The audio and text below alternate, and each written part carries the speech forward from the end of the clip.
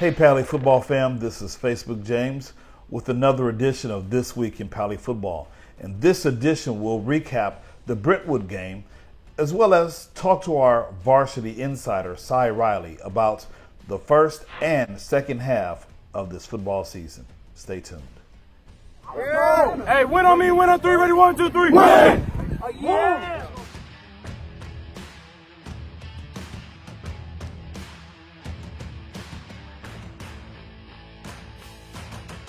Stop playing with a beat! Stop playing with a beat! Stop playing with a beat! Stop playing with a beat! Stop playing with a beat!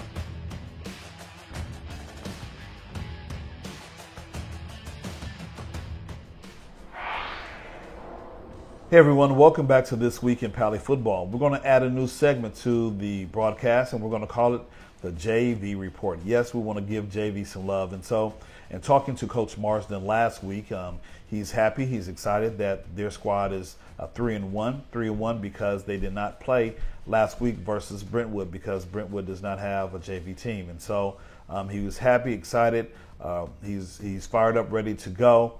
And so he's had 2 weeks to kind of prepare and get ready for his next opponent as we go into league play. However, he was just kind of not too happy with some of the other JV programs because they're having a slight problem having football players on the JV teams. And so we'll have to see if all of our opponents will have a JV team on the field, and so just have to wait and see, wait for those emails to come out. But nonetheless, he's very happy, excited about the players, about what he's seen, and so just continued shout out to Coach Marsden and the rest of his staff for putting together such a wonderful team, and they play with a high level, and so we continue to wish them luck as they go into league play. Hey everyone, this is Facebook James here, and I have the varsity insider, Cy Riley. How you doing, Cy? Doing good, Facebook James. How are you doing? Facebook James, absolutely. You know, you really can call me Dad. All right. Okay. So if you didn't know, this is my son. This is Cy Riley, number 2. When you hear me on the sidelines on the live stream saying, that's my boy, this is my boy. So, Cy Riley, we're going to try to make this quick as possible because I know you're tired, you've had a long day. Hey, you can call me son. Okay, I'll call you son. Oh, all right. man. Anyway, last week, the Showdown on Sunset, Part 2. It was a wonderful game. Yeah. Yeah. What are some of your thoughts about playing against Brentwood for the second consecutive year, this time in the Stadium by the Sea? I just wanted to win more than I did last year, so, that was a big factor in pregame and during practice, just making sure that we had all of the steps and, we were prepared for the game. And when we came on the field, we felt like there was a sense of urgency throughout the entire game that we needed to get the dub, and we were able to get the dub at when the clocks went off, and we were just, celebrating and had one big happy family at the end. Yeah, it was a great game, awesome game. Let me throw some stats out to you, Cy. So as we talked about last week, Cole, Cole Lord, he has an arm, and so I don't know who his opponent was previously, but he threw over 300 and something yards, and so this time you guys kind of shut him down. Okay, and checking my stats, Cole Lord threw 20 times for 20 out of 35 times for 277 yards, not that much. Also, he had 30 yards rushing, and he had 2 touchdowns, so he had a total of 307 yards. He counted for both of their touchdowns. So he had a fairly decent game. They don't have much of a running attack, so you guys already knew that, right? Yeah. And so, you guys stepped up and did what you needed to do. Just kind of talk about, you had mentioned off camera something that Cole had said at the meeting of the captains before the game. What was that experience like? Well, we shook hands. This isn't the first time we've seen each other. We faced off last year, and then throughout the season, or I should say throughout the off season, we've been in kept in contact at camps and things of that nature. So we were just like, let's put on a show for the fans, and I think we lived up to that. Absolutely. I mean, it was a wonderful show, a wonderful game. Both going back and at one point near the end of the game, it was the exact same score that it was last year, 14-13. However, we were ahead instead of them, and so until Kenny Klein, and we'll talk about Kenny in a little bit, until that last touchdown was scored, it was 14-13. So, like we said, we won. You guys won. It was a hard-fought game. Just kind of talk about what your teammates thought about Brentwood in terms of just your communication style and making sure that they had you guys had the defense that you needed to stop Brentwood from scoring. Well, there was a few things that we could have worked on a little bit more in the game situation. There's obviously little things that you can improve on from the game, and that's things we'll take as we go into league. But we really were happy about the outcome of the game. Cole might have had 300 plus yards during the game, but we'll take that if our offense is moving and we can keep the ball and control the time of possession. And so if we have we don't want to give up 300 yards, but if we give up 300 yards and only keep them to 14 or 13 points, I should say, then that's a pretty well-rounded job on our part. So with the win, tell us what this meant for your football team as you guys go into the bye week. We just wanted to come out the game healthy. We didn't really have that many people banged up. I can't remember. But we wanted to come out healthy. We wanted to come out with the victory. Coming out either 4-1 or 3-2. 4-1 looks a whole lot better as you go into league, and try and make that postseason push. So we were happy. And it does, a win can do miracles for your team. And so this win will really, I think it's a great program win. And I think it'll propel this program a lot farther than we could have possibly thought. Okay, cool. So we talked about Kenny Klein near the end or a few moments ago.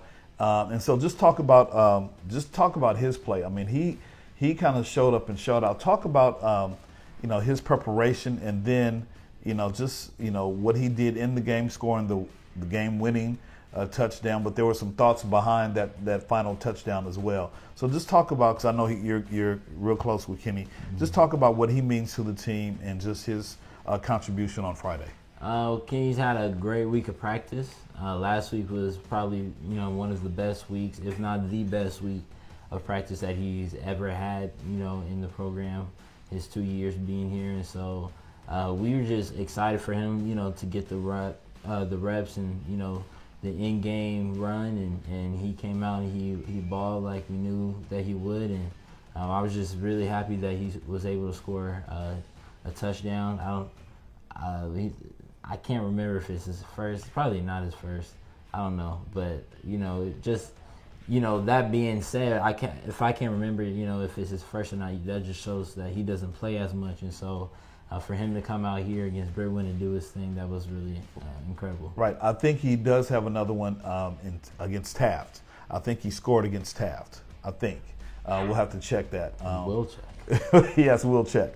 Okay, so you're at the bye week. You guys have all of this week and then next week to prepare going into league play. And I'm sure you guys want to do really, really well. What is coach's expectations for you guys going into league? Well, I don't really know his expectations. I know he wants to win, but besides that, I can't really, tell you what he expects. What are your expectations? Exactly. I was just about to get to that. So, my expectations are, we want to be the first team to go 5-0 since I think the '86 team and the '70s teams who went 5-0 and went to all these great games and championships and all that, so we want to be the first team to go 5-0 for High. We want to be the first team to win 2 playoff games for him. And we just really want to set the bar and the expectation. We want to be one of those teams that are remembered come 50 years later, and so now we're able to reminisce about our great runs as a team. And so we really want the 2019 team to make his mark starting now. Absolutely. So I would just, before we wrap up, just want to share some stats.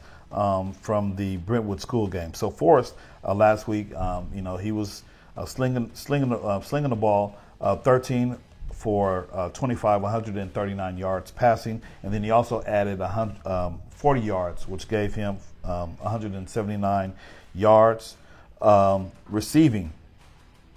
Max Paley's, he received 5 times for 46 yards.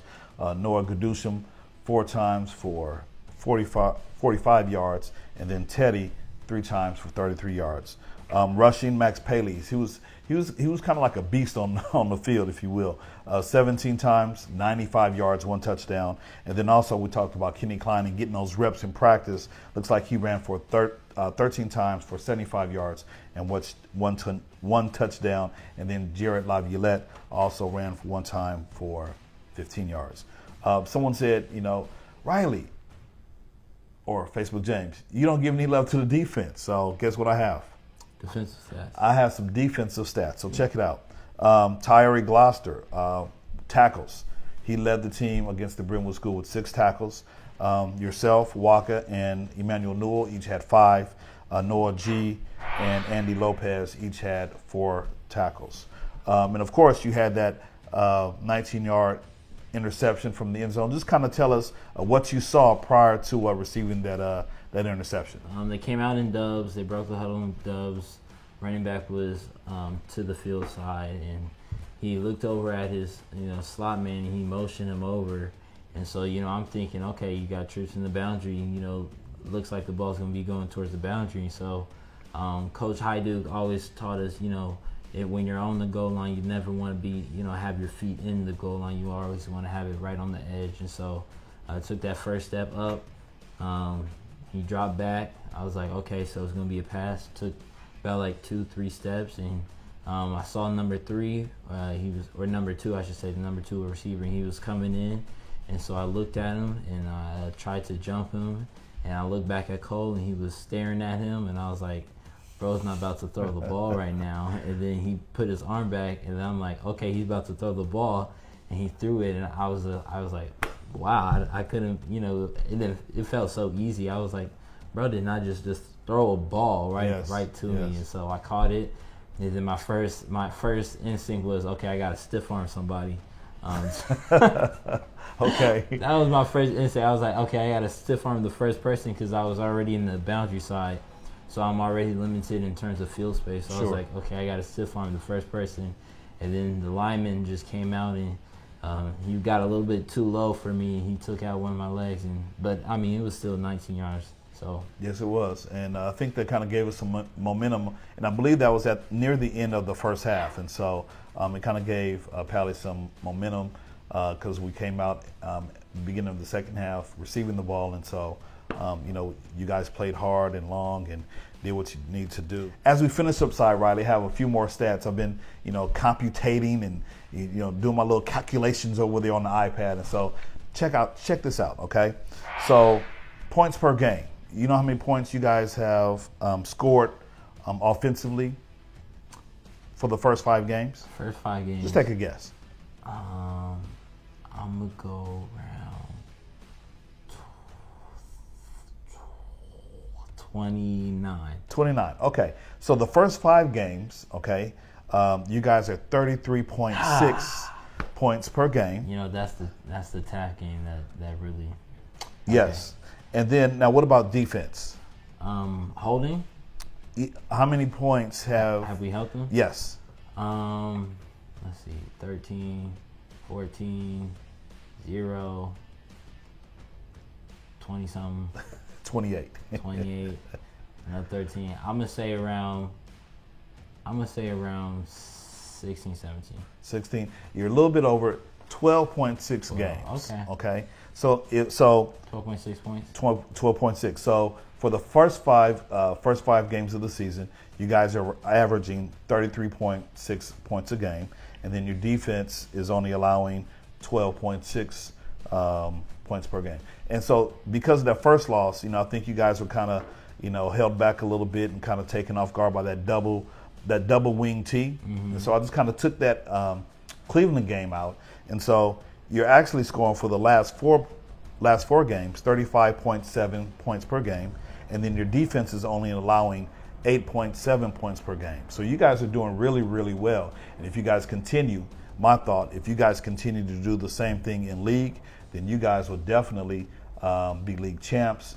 And so just continue to play within your means. I'm sure Coach Hyde and the rest of the coaches, Garcia, Hyduke, Coach Reed, are going to put you guys in a position to win. And so we look forward to seeing everyone on October 4th. Come on out. That's our league opener. JV, hopefully we're playing Westchester. And so I believe right now Westchester is undefeated. Last year we played them. They were 6-0 and undefeated, and everybody was like, oh, yeah, Westchester, rah, rah, rah. And we went to Westchester, and what did we do? 20-6. Man, we smacked them right in the mouth. And so we're going to, this time we were at home, and so we're hoping to do the same thing at home, our league opener against Westchester. Hopefully they have a JV team that they can field, and so if that does happen, the game is at 4 o'clock, and of course we know they have a varsity squad, and so varsity goes on the field at 7 o'clock. So come on out, league opener, and then we have a host of other games, league games, and so I think we have 2 league games at home. We have Westchester and Venice, okay? And then we'll go down the line, and so Uni, Hamilton, Fairfax. Uni, Hamilton, Fairfax. My man has it memorized. He's ready. Yeah. He's ready to do his thing on the field. You know, last year we said, or his mantra was like, I'm doing my job. And so he's continuing to do his job. Not only him, but the rest of the guys on the offensive side of the ball and the defensive side of the ball. So, Cy Riley, thank you for being our insider again. I got a shout out. Shout out. Who this you want to shout out? It goes to Man. You know who you are.